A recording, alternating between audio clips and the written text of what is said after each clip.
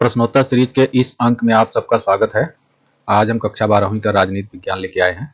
अध्याय 4 सत्ता के वैकल्पिक केंद्र। इसके दो भाग हम पीछे देख चुके हैं। यूरोपीय संघ और आसियान के बारे में हम पढ़ चुके हैं। आज हम भाग 3 लेके आए हैं, चीन, यानी चीन के बारे में आज हम जानकारी लेंगे।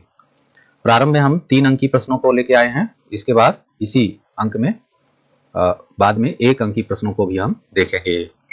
तो आइए देखते हैं ये महत्वपूर्ण प्रश्न कौन कौन से हैं और इनके सही उत्तर क्या हैं। तो पहला प्रश्न है, चीनी अर्थव्यवस्था की प्रारंभिक विशेषताएं बताइए। तो सर्वप्रथम आपको बताना है कि माओ के नेतृत्व में 1949 में चीन में साम्यवादी क्रांति होती है और जनवादी चीन का उदय होता है। यहाँ से 1 नंबर का भी प्रश्न पूछा जा सकता है कि चीन में साम्यवादी क्रांति कब होती है, तो 1949 में। किसके नेतृत्व में क्रांति होती है, तो माओ से तुंग, 60 में इन्हें माओ के नाम से जाना जाता है। तो प्रारंभ में चीन ने सोवियत संघ के आर्थिक मॉडल को अपनाया था, यानी सोवियत आर्थिक प्रणाली की जो शुरुआती विशेषताएं थी, शाक थेरेपी के पहले वाली विशेषताएं, वो विशेषताएं चीन के अंदर भी थी। फिर आगे है, प्रारंभ में साम्यवादी चीन ने पूंजीवादी दुनिया से अपने आप को अलग कर लिया, यानी उसने बंद अर्थव्यवस्था को अपनाया। किसी भी देश में अपना माल न तो भेजता था, न किसी भी देश से अपने यहाँ माल मंगाता था। ऐसे में उसके पास अपने ही संसाधनों से गुजारा करने के अलावा और कोई दूसरा विकल्प नहीं था, यानी उसके पास जो संसाधन थे उसी से उसको गुजारा करना था। थोड़े समय के लिए सोवियत संघ से मदद जरूर मिली, लेकिन कुछ समय बाद सोवियत संघ से थोड़ा सा मतभेद हो गया था, जिसकी वजह से उसको मदद मिलनी बंद हो गई थी। फिर आगे कहा जा रहा है, चीन ने विकास का जो मॉडल अपनाया उसमें खेती से पूंजी निकालकर सरकारी नियंत्रण वाले उद्योगों में वो लगा रहा था, यानी खेती से पूंजी निकालता था, यानी वहां से जो अधिक प्रोडक्शन होता था उससे जो लाभ प्राप्त होता था उससे पूंजी निकालकर वो बड़े उद्योगों में लगाता था। फिर यहाँ पर कहा जा रहा है, चीन अपने अधिक से अधिक नागरिकों को रोजगार और सामाजिक कल्याण की योजनाओं का लाभ देने के दायरे में लाया, यानी कि जैसे सोवियत संघ में था कि वहां के नागरिकों को न्यूनतम जीवन स्तर की गारंटी थी, उसी तरह की सुविधाएं यहाँ भी देखने को मिलती है, यानी चीन भी अपने नागरिकों को इस तरह की सुविधाएं मुहैया कराता है। यहाँ पर कहा जा रहा है, शिक्षा और स्वास्थ्य की सुविधाओं के मामले में यह विकसित देशों से कहीं आगे था, यानी स्वास्थ्य और शिक्षा की व्यवस्था यहाँ पर अच्छी थी। तो इस तरह से हम शुरुआती दौर में चीन की अर्थव्यवस्था की विशेषताओं का उल्लेख हम कर सकते हैं, लेकिन इसमें कुछ कमियां थी। आगे देखते हैं क्या कमियां थी। अगला प्रश्न है, चीन द्वारा अपने राजनीतिक व आर्थिक एकांतवास की समाप्ति के क्या कारण थे। यानी पहले चीन की जो अर्थव्यवस्था थी, बंद अर्थव्यवस्था थी, किसी भी देश के साथ वो रिश्ते नहीं रखना पसंद करता था, लेकिन क्या दिक्कतें आई कि जिसकी वजह से वो उसको अमेरिका से दोस्ती करनी पड़ी, अमेरिका से संबंध सुधार कर अपने एकांतवास को दूर करना पड़ा। तो इसको 2 तरह से प्रश्न पूछा जा सकता है कि उसने अपने एकांतवास को क्यों दूर किया, क्या कारण थे, या फिर उसकी अर्थव्यवस्था में क्या कमियां थी जिसकी वजह से वह उसमें सुधार के लिए बाध्य हो गया। तो पहला पॉइंट यह है कि अर्थव्यवस्था में जो वृद्धि दर थी वो 5 से 6% थी, ज्यादा वृद्धि दर नहीं थी लेकिन कम भी नहीं थी। तो यहां पर कहा जा रहा है, लेकिन इतनी वृद्धि दर प्रतिवर्ष 2 से 3% की दर से बढ़ने वाली इतनी विशाल जनसंख्या के भरण पोषण के लिए पर्याप्त नहीं था। जनसंख्या में जो वृद्धि दर थी, और चीन की जनसंख्या विश्व में नंबर 1 पर है, तो इतनी विशाल जनसंख्या के भरण पोषण के लिए इतनी विकास दर पर्याप्त नहीं थी। फिर आगे कहा जा रहा है कि उद्योगों की आवश्यकताओं की पूर्ति के लिए कृषि क्षेत्र का जो अतिशेष था वो पर्याप्त नहीं था। हमने पीछे बताया कि वो कृषि क्षेत्र से पूंजी निकालकर औद्योगिक क्षेत्र में लगाता था, लेकिन यहाँ पर कहा जा रहा है कि कृषि क्षेत्र से इतना उत्पादन ही नहीं होता था। पहले तो उसकी विशाल जनसंख्या के भरण पोषण के लिए खाद्यान्न चाहिए, और उससे जो बचेगा उसको निकालकर उद्योग में लगाएंगे तो ज्यादा बचता ही नहीं था। तो यहाँ पर कहा जा रहा है अतिशेष पर्याप्त नहीं था। फिर लिखा है कि जिस प्रकार की समस्याओं का जिक्र राज्य नियंत्रित सोवियत अर्थव्यवस्था के लिए की जाती है, उसी प्रकार की समस्याओं का सामना चीन को भी करना पड़ रहा था। यानी जो सोवियत संघ की व्यवस्था में भाई भतीजावाद, नौकरशाही, लाल फीताशाही, ये सब जो बातें थी, और ये सब बातें यहाँ पर भी देखने को मिलने लगा, भ्रष्टाचार वगैरह यहाँ पर भी देखने को मिलने लगा।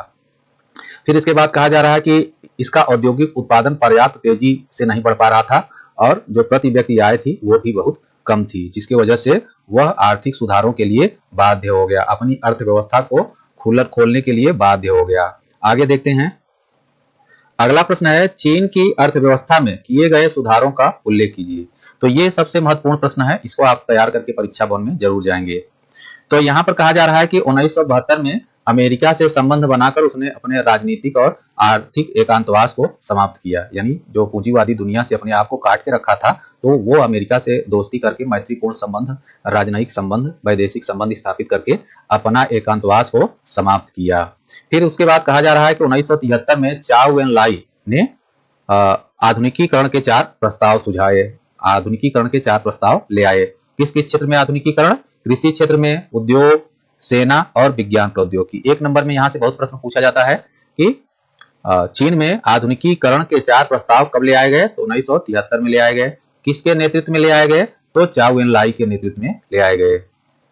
फिर आगे चीन ने खुले द्वार की नीति अपनाई। खुले द्वार की नीति का मतलब उसकी जो अर्थव्यवस्था थी, अभी तक बंद अर्थव्यवस्था थी, तो उसे खोल दिया, यानी विश्व के लिए खोल दिया अपनी अर्थव्यवस्था को, कि बाहर की कंपनियां आके चीन में निवेश कर सकती थी, पूंजी लगा सकती थी, वहां पर बिजनेस व्यापार कर सकती थी। तो ये सुझाव किसने दिया? देंग सियाओपिंग। देंग सियाओपिंग के नेतृत्व में आर्थिक सुधारों की शुरुआत होती है। खुले द्वार की नीति चीन द्वारा अपनाया जाता है, अर्थात बाजार मूलक अर्थव्यवस्था को प्रोत्साहित किया गया। यानी एलपीजी की नीति जो कहते हैं, लिबरलाइजेशन, प्राइवेटाइजेशन, ग्लोबलाइजेशन, यानी उदारीकरण, निजीकरण और वैश्वीकरण, इस नीति को चीन कब अपनाता है? 1978 में अपनी अर्थव्यवस्था को पूरे विश्व के लिए खोल देता है। फिर इसके बाद कहा जा रहा है चीन ने सोवियत संघ की भांति शाक थेरेपी को अपनाने के बजाय अपनी अर्थव्यवस्था को धीरे धीरे चरणबद्ध तरीके से खोला।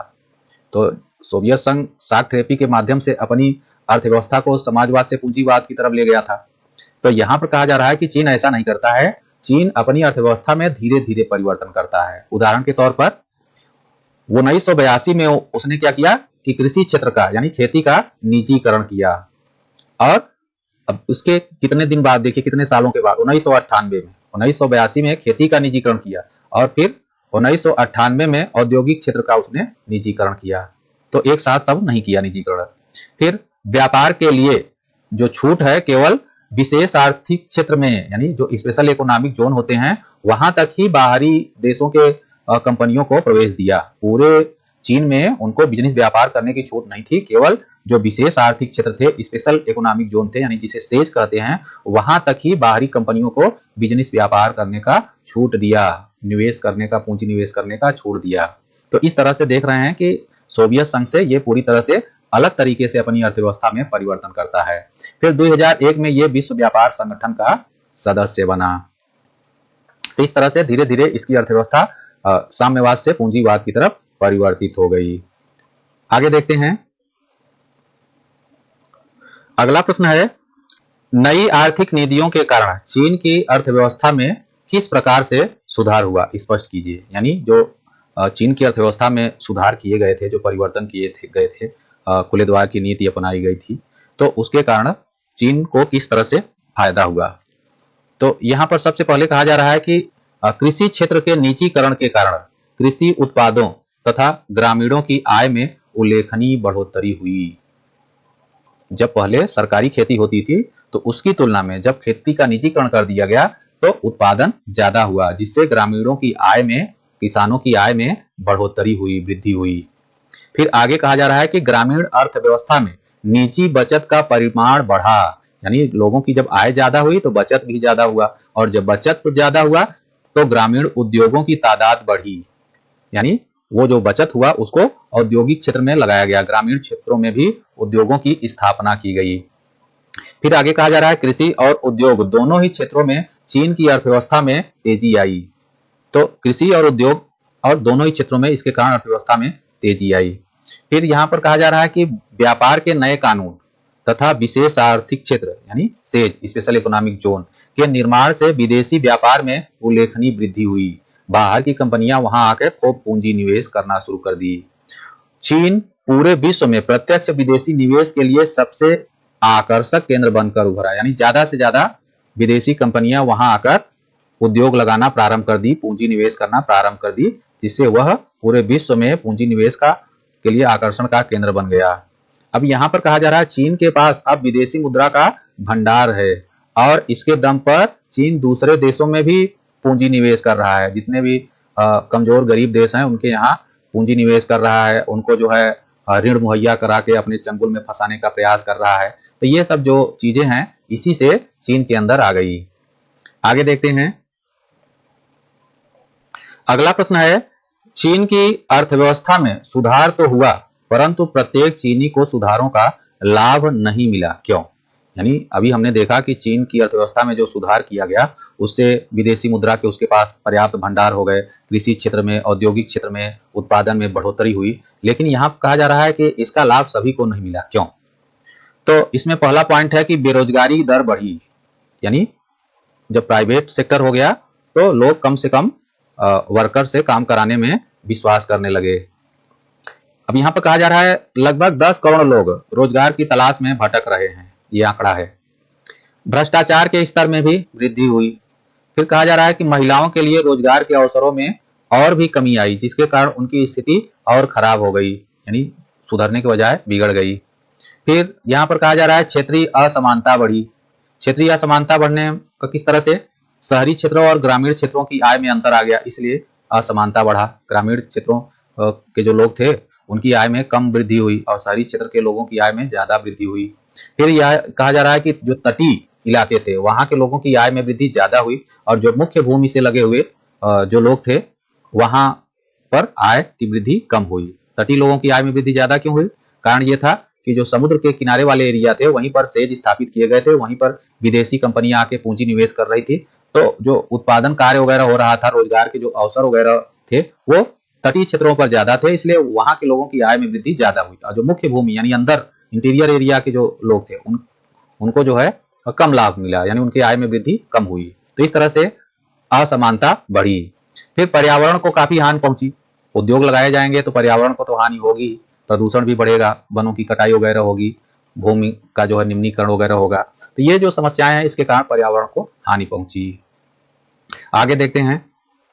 अगला प्रश्न है, स्वतंत्रता प्राप्ति के बाद से 1962 तक भारत का चीन के साथ संबंधों का वर्णन कीजिए। यानी स्वतंत्रता यानी 1947 से 1962 तक के भारत चीन संबंधों का यहाँ पर जिक्र करना है।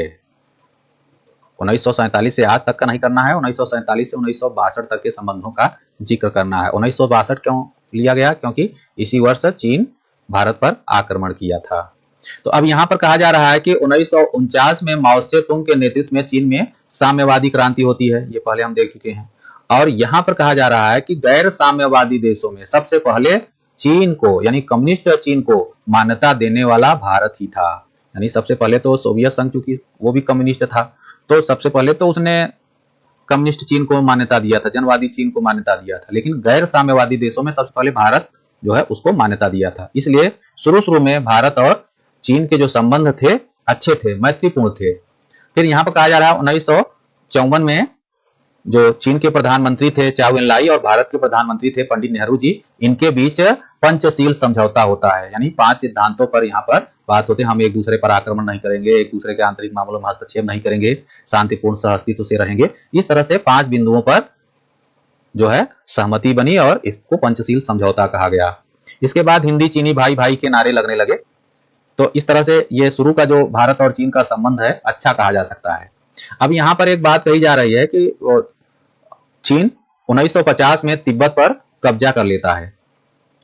तो शुरू में भारत ने इसकी तरफ ध्यान नहीं दिया और बल्कि तिब्बत पर चीन का जो अधिकार हो गया उसको भारत ने मान्यता दिया, भारत ने समर्थन दिया, जो कि भारत ने एक बहुत बड़ी गलती कर दी थी और उसे बाद में गलती का एहसास हुआ। फिर यहाँ पर कहा जा रहा है कि चूंकि तिब्बत पर चीन का कब्जा हो गया था तो तिब्बत के लोग शांति से तो रह नहीं सकते थे, तो वो लोग लगातार आंदोलन वगैरह कर रहे थे अपने आप को चीन के चंगुल से मुक्त कराने के लिए। तो इसलिए चीन ने क्या किया, तिब्बत वासियों पर दमन चक्र प्रारंभ कर दिया।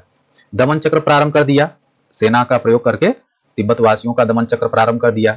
तो ऐसी स्थिति में जो तिब्बत वासी थे दलाई लामा के नेतृत्व में वो भागकर भारत में शरण ले लिए। भारत के हिमाचल प्रदेश में धर्मशाला जगह है, वहां पर तिब्बती शरणार्थी शरण ले लिए।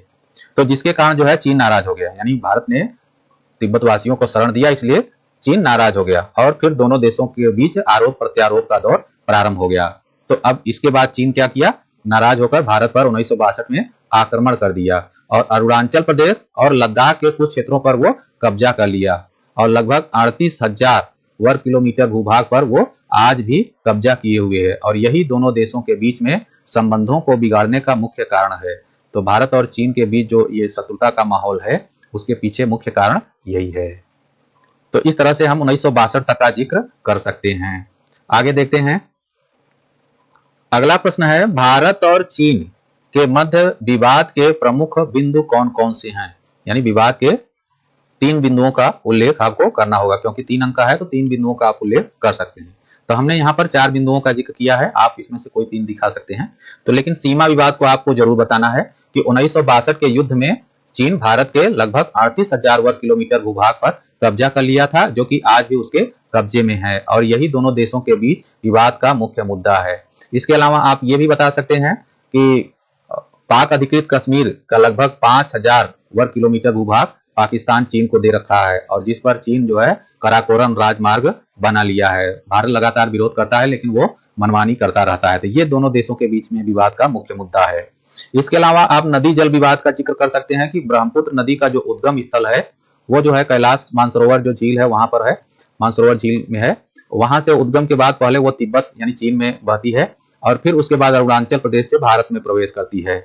तो चीन क्या कर रहा है कि जो ब्रह्मपुत्र नदी है उस पर बांध बनाकर उसके पानी को रोक देना चाहता है, या पानी के जो प्रवाह की दिशा है वो बदल देना चाह रहा है। अब भारत लगातार इस पर अपना विरोध जताता रहता है लेकिन वो सुनता नहीं है, मनमानी करता रहता है। इसलिए दोनों देशों के बीच में जो रिश्ते हैं वो सामान्य नहीं हो पा रहे हैं, और ये भी विवाद का एक कारण बन गया है। फिर इसके बाद तीसरे नंबर पर मैंने ये बताया है कि चीन लगातार पाकिस्तान का समर्थन करता रहता है। अस्त्र शस्त्र सैन्य साज सामान से चीन पाकिस्तान का समर्थन करता रहता है। वो जो पाक समर्थित आतंकवाद है उसका भी समर्थन करता रहता है। संयुक्त राष्ट्र संघ में जब हम बात करते हैं कि वहां के जो आतंकवादी हैं मसूद अजहर वगैरह, इन पर प्रतिबंध लगाया जाए, तो वो क्या करता है, वीटो का प्रयोग करके उन पर प्रतिबंध नहीं लगाने देता है। तो इस तरह के कारण भी जो है हमारे चीन से संबंध अच्छे नहीं हो पा रहे हैं। फिर इसके बाद हम जिक्र कर सकते हैं कि चीन भारत को घेरने के लिए मोतियों की माला नीति अपनाया हुआ है। भारत के जितने भी पड़ोसी हैं, चाहे म्यांमार की बात कर लें, चाहे बांग्लादेश की बात कर लें, चाहे श्रीलंका की बात कर लें, चाहे मालदीव की बात कर लें, चाहे पाकिस्तान की बात कर लें, सब में अपना सैन्य बेस बना रहा है। वहां के जो बंदरगाह हैं उस पर जो है सैन्य बेस स्थापित कर रहा है। जैसे बांग्लादेश का चटगांव बंदरगाह है, श्रीलंका का हम्बनटोटा बंदरगाह है, पाकिस्तान का ग्वादर बंदरगाह है। यहाँ पर सैन्य बेस बनाकर भारत को घेरने की कोशिश कर रहा है, जो कि भारत के हितों के प्रतिकूल है। तो इसके कारण भी हमारे चीन से संबंध बेहतर नहीं हो पा रहे हैं, और ये भी विवाद का एक मुख्य मुद्दा है। तो इस तरह से हम कोई 3 बिंदु का उल्लेख कर सकते हैं, 4 बिंदु का भी उल्लेख कर सकते हैं, ज्यादा नहीं है। आगे देखते हैं। अब इसके आगे हम 1 अंक की प्रश्नों को देखेंगे। इन 7 प्रश्नों को तैयार कर लेंगे तो हमारा जो है चीन खत्म हो जाएगा। 1 अंक की प्रश्नों में पहला प्रश्न है, चीन में साम्यवादी क्रांति कब और किसके नेतृत्व में हुई? तो चीन में साम्यवादी क्रांति 1949 में हुई। किसके नेतृत्व में? माओ सेतुंग या माओ के नेतृत्व में। प्रारंभ में जनवादी चीन अपनी अर्थव्यवस्था में किस मॉडल को अपनाया? तो सोवियत संघ के मॉडल को ही अपनाया था। फिर आगे है, चीन अमेरिका से संबंध स्थापित करके कब अपना एकांतवाद समाप्त किया? तो चीन अमेरिका से जो संबंध स्थापित किया था 1972 में। फिर आगे है, चीन में आधुनिकीकरण के 4 प्रस्ताव कब और किसके द्वारा लाए गए? तो आधुनिकीकरण के जो 4 प्रस्ताव हैं वो चाउ एन लाई के द्वारा लाए गए थे, और कब ले आए गए थे? 1973 में। अगला प्रश्न है, चीन ने अपनी अर्थव्यवस्था में खुले द्वार की नीति कब और किसके सुझाव पर लागू की? तो कब लागू की? तो 1978 में। किसके द्वारा लागू किया गया या किसके सुझाव पर लागू किया गया? तो देंग सियाओपेंग के सुझाव पर लागू किया गया। आगे देखते हैं। अगला प्रश्न है, चीन ने कृषि क्षेत्र का निजीकरण कब किया? तो चीन कृषि क्षेत्र का निजीकरण 1982 में किया था। फिर औद्योगिक क्षेत्र का निजीकरण कब किया? तो ये 1998 में औद्योगिक क्षेत्र का निजीकरण किया था। फिर आगे है, चीन विश्व व्यापार संगठन का सदस्य कब बना? तो 2001 में विश्व व्यापार संगठन का सदस्य बना था। फिर चीन द्वारा भारत पर आक्रमण कब किया गया? तो 1962 में आक्रमण किया गया। फिर आगे है कि भारत के किन क्षेत्रों पर चीन या तो कब्जा कर लिया है या अपना बताता है, यानी वो बताता है कि मेरा है, जो दोनों देशों के बीच विवाद का मुख्य मुद्दा है। तो क्या है?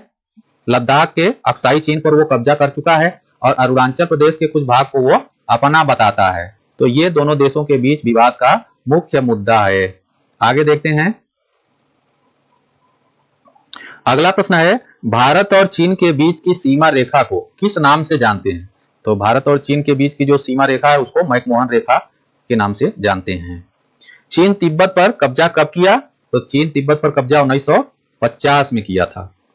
फिर आगे है, चीन की अर्थव्यवस्था एक अकेले देश के तौर पर किस स्थान पर है? तो अमेरिका के बाद दूसरे स्थान पर है। देखें, यूरोपीय संघ में हमने पढ़ा था कि यूरोपीय संघ की जो अर्थव्यवस्था है अमेरिका के बाद दूसरे स्थान पर है, और यहाँ पर कह रहा है चीन की अर्थव्यवस्था भी अमेरिका के बाद दूसरे स्थान पर है। तो यहाँ पर ध्यान रखना है, वो 27 देशों की जो सम्मिलित अर्थव्यवस्था है वो अमेरिका के बाद दूसरे स्थान पर है। यहाँ एक देश की बात हो रही है। जैसे अमेरिका अकेले देश की अर्थव्यवस्था विश्व में नंबर 1 पर है, उसी तरह से एक देश की अर्थव्यवस्था की जब बात की जाएगी तो चीन की अर्थव्यवस्था नंबर 2 पर है और जापान की अर्थव्यवस्था नंबर 3 पर है। तो इस तरह से हमको ध्यान रखना है।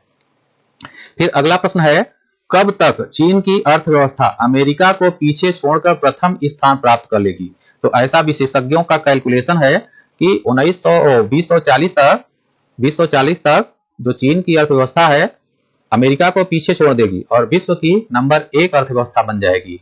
उसकी जो विकास दर है उसको ध्यान में रखते हुए जब गणना की जाती है तो चीन की अर्थव्यवस्था नंबर 1 पर पहुंच जाएगी। इसी तरह से भारत के लिए भी कैलकुलेशन किया जाता है कि भविष्य में भारत तीसरे नंबर पर पहुंच जाएगा। भारत का सबसे बड़ा व्यापारिक साझीदार देश कौन सा है? तो भारत का सबसे बड़ा व्यापारिक साझीदार देश चीन है। चीन से हमारा शत्रुता होने के बावजूद भी चीन से हमारा सबसे ज्यादा आयात निर्यात होता है। हालांकि आयात ज्यादा होता है, हमारा चीन को निर्यात कम होता है, लेकिन दोनों मिलाकर विश्व में नंबर 1 पर है। तो आज के लिए इतना ही।